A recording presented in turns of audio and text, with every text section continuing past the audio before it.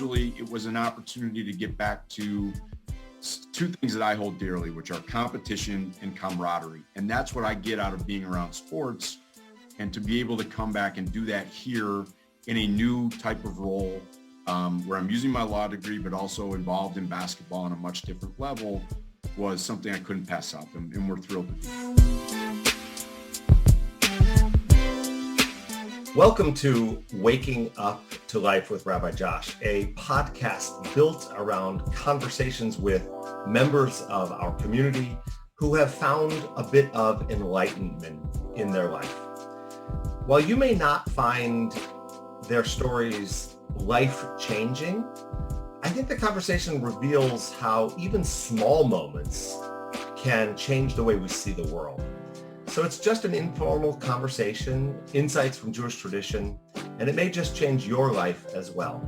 And if not, it's just 18 minutes with me. Today, we welcome Jason Hillman to the show.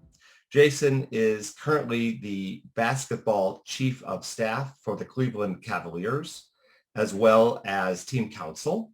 And while he grew up here in Detroit, and we had a relationship at the beginning of my career in a wonderfully auspicious way, this moment in your life, Jason, has really changed the way you see your world. So welcome to the show.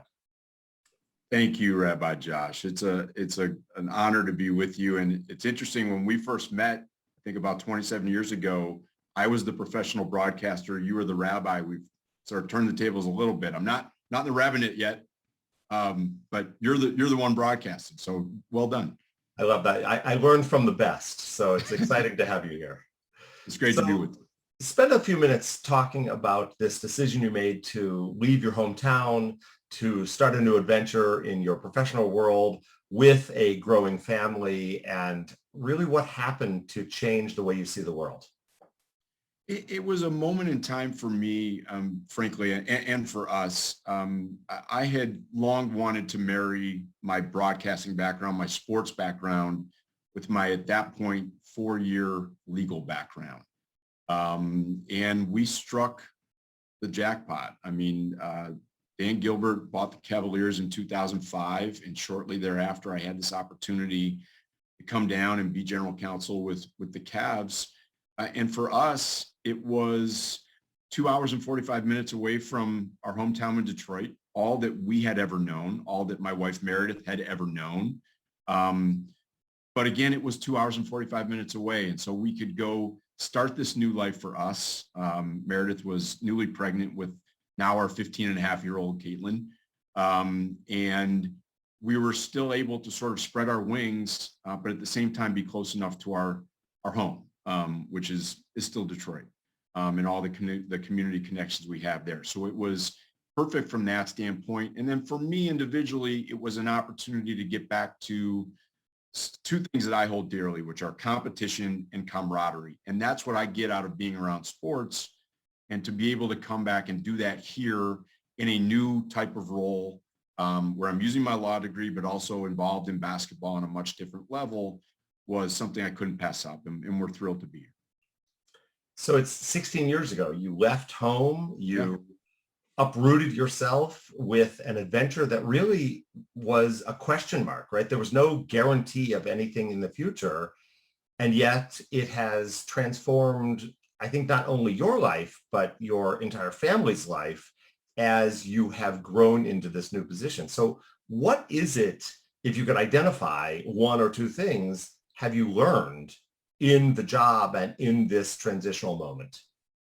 I think be comfortable being uncomfortable. And I know that sounds cliche, but you're leaving at that point a 4-year legal practice at Jaffe, which is a prominent law firm in Detroit, as you know, and going to this unknown, which is to be general counsel for a basketball team. It was an opportunity of a lifetime, but yet you're under a microscope a little bit. It's a very much more public facing opportunity. And so the mistakes are more magnified. The triumphs are celebrated certainly differently. So there was a little bit of a fear factor from that standpoint, but we were enthusiastic about coming. My wife was not just coming along and she was going to do. She had a thriving career in Detroit that she has been able to maintain and grow from working out of the remote office, if you will, in Cleveland. So it wasn't just my decision; it was Meredith's as well. And it was probably one of the first joint, really good decisions we made as a couple. And we put our lives together. We've raised our kids here. It's all that we've ever known as parents, is being in Cleveland. And so I think just that fear of the unknown and being comfortable being uncomfortable was one of the big things I learned. Do you think that has impacted the way you've raised your family, your kids? Do they see the world differently than maybe you did growing up because of that choice? I think so. We are fortunate in that since they've been born, all they've known is mom's away on a business trip, mom's away on a conference call, mom's got a meeting. And we're both doing these types of lifestyles, and you can have a discussion as to whether or not, one of us should be around a little bit more and paying a little bit more attention than we are. But we think our kids have become incredibly resilient because of the way our lifestyles are. We're always on the go. Wish we were a little bit less on the go, but we've just come through this 2-year span here with COVID, and I would dare say our kids have been more resilient than the adults have been through this. And I think if we're tapping ourselves on the shoulder a little bit, it's because of the way we've been able to raise them here. I think you're so correct, right? Watching kids who have grown into a little bit of independence because of the way they've been given opportunities in life, it really does shape the way they respond to moments of challenge and moments of adversity, because they have been given the autonomy to make some of those decisions on their own. And yet you have gone from being an attorney for the Cleveland Cavaliers to moving up the corporate ladder and now sitting in this seat of chief of staff. How do you think that has affected? Obviously, your career has been wonderful, but how has that changed the way maybe your kids see the world through your eyes? It's a fantastic question. I mean, we talked about that, be comfortable being uncomfortable. Someone who I was working for and reporting directly to at the time that I made the transition from the business side to the basketball side sort of famously said to me, you realize you're leaving one of the most secure jobs in the organization to go to one of the least secure jobs in the organization. We all know that people on the front office side in these roles are often hired to be fired, and it's just the nature of our business. I didn't bat an eyelash. This is what I wanted to do. Part of our rebuild, which I knew was going to come at some point. The year that I got here, we still had one more finals run, and we enjoyed the heck out of that in 17-18. So I was totally comfortable, and I think our kids have seen the notion of me finding happiness, despite the fact that we've lost 78% of our games over the last 3 years. I'm very comfortable with the notion of what we're building and being part of that process. I want them to know that. I want them to learn that it's not always going to be going to the finals for 4 straight years. Sometimes you got to roll up your sleeves and get your hands dirty in order to build this thing back up, and take your lumps while you're doing it publicly, frankly, right? I think they see that, and I think that's money in the bank for them. It's interesting, the corollary between the way you see that business and the way we see life at Temple Israel. One of the best realities of Temple Israel is this idea that clergy never leave, which means we are given the opportunity to fail. It's okay to fail, because out of failure comes growth and development and new opportunities. And that's exactly what you're talking about with a basketball team. So let's transition a little bit from that personal experience that you had to the basketball experience you had. Talk more about what it has been like to be at the pinnacle of achievement with a world championship, yep, and then moving to a different level of success or not success. And how do you deal with that as a leader of the team, as a leader of the organization? I think you have to be invested 100% in the process. And again, I know that sounds cliche, but I think sometimes cliches are cliches because they happen to be true, right? And effective. If it was just about the results, this would be a heck of a lot easier. Going through the rebuild that we've experienced, I mean, look, we had, I think, arguably the best player in the history of the game on our team for a long time. That was an ultimate cheat code, right? So you could get away with a lot of things that hid a lot of shortcomings in other areas and things of that nature. But we enjoyed the heck out of those 4 straight runs to the finals, including the first championship in Cleveland history. That's unprecedented. Had an opportunity to be front row for that. And yet, and I hope this doesn't sound sort of Pollyannish, I have strangely enjoyed the last 3 years trying to build this thing back up more so than the championship, quite frankly. There's something strangely that I gravitate to about the process. And if we can get back to winning championship basketball, having built this up the way we're trying to do now, I would dare say the accomplishment would be and feel sweeter because of the adversity that we've experienced.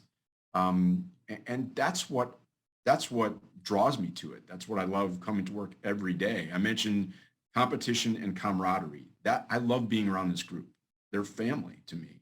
And frankly, we spend more time with this group than I do my own family, just because of the nature of the business. And that's what I love about it. The lesson to me is that process. It's interesting because I wonder if some of that insight, I'm just thinking as I'm listening to you talk, comes from being a Detroiter, where that workaday grind is part of the culture that this community adopts as our own. I didn't really understand it before I got here, but if you watch the way we deal with losing teams over the course of history, an economy that changes and grows and ebbs and flows, there is something to be said as a Detroiter that you take with you when you walk into a new community, a new place, a new job that I think you're experiencing right now. It's good to build from the ground up and to have that success ultimately attributed to you.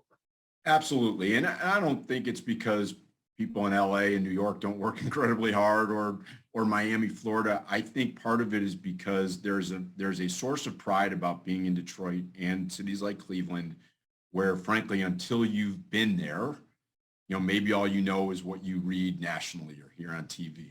And the people that get to these towns that don't know anything about it tend to then become the ambassadors for it. I mean, I will bore anybody that wants to listen about Cleveland. I'm like the mayor when I start talking about what Cleveland has to offer, right? In fact, I've probably bored you a few times talking about Cleveland.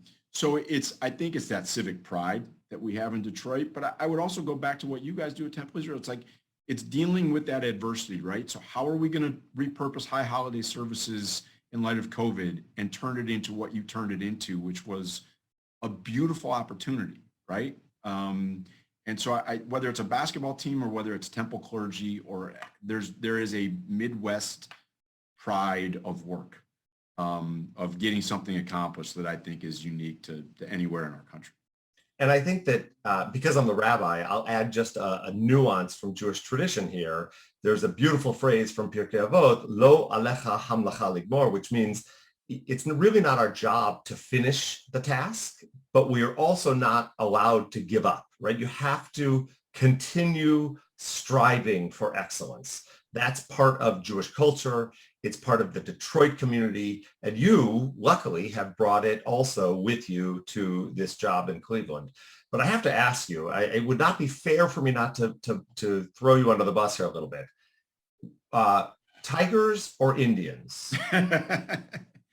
If you cut my bloodstream open, you will find the Old English D. I promise that. I was fortunate to go to fantasy camp for my 40th birthday. My wife sent me, and that was every bit of everything you'd imagine. Now, we happen to be friends, very close friends with the people that run the Indians, now Cleveland Guardians, by the way, because the season is over. So that Thank you. I appreciate the correction. So it's something that I'm friends with those guys, but they also know where my primary allegiance is too. That's great. I won't do the same thing with Pistons and Cavs. I won't even put you up to that task. It would be too much pressure. So the paycheck says Cavaliers, so you know where the loyalty is. Exactly right. Exactly right. So, you talked earlier about being open to the opportunity, being accepting where you are and sort of being part of that driving force as you take your family from one stage of life to another, your business from one stage of a life to another. Can you distill all of this conversation down into the most important offering that you can share with somebody else who's making that choice right now in their own life, in their own career? I would just say you have to be passionate about what you do. And for me, it's not just the work. It's, I counsel young lawyers all the time who think they want to follow a career into sports law because they love sports. It can't just be about that.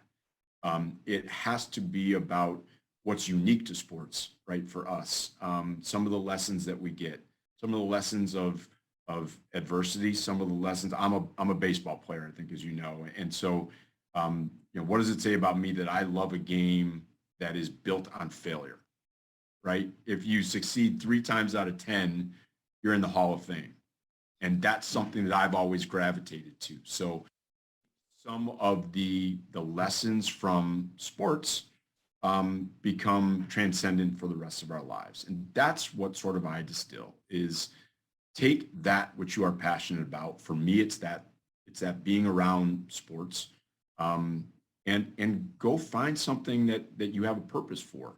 Originally, I thought it was broadcasting for me, right? And then I made a left turn and then tried to meander back. And that's what I've been able to do. I could have stayed at Jaffe for a long time. I really love those people. They were phenomenal. They still are good friends of mine. And it would have been a good career. But this is what my purpose is. And it's easy to wake up that way. Yeah, I mean, I started off being a rabbi, and I'm finding I'm pretty passionate about this on-screen business that we're doing. New gig for you. And all joking aside, there is something exciting about being passionate about a project and seeing it through to completion. I think there's a lesson to be learned there. I think you have to be. Go ahead. Oh, sorry. You go ahead. So I was just going to say, my father, I'm a little bit of a nerd of baseball as well. My father used to say, everything you need to learn about life, you can learn between the lines of the baseball diamond. And really what he told me, and it stuck with me ever since those days as a little child at Comiskey Park in Chicago, it really isn't what's happening between the pitcher and the catcher and the batter that is so exciting and interesting. It's what everybody else is doing. Right. And actually in the StatCast era, we're starting to have eyes into what everybody else is doing. And right. It's pretty powerful, right? What is around the game is almost as important as what's happening in the game.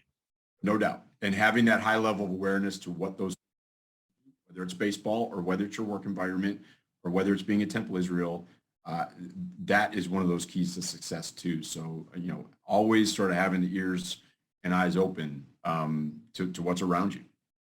Amazing. Amazing.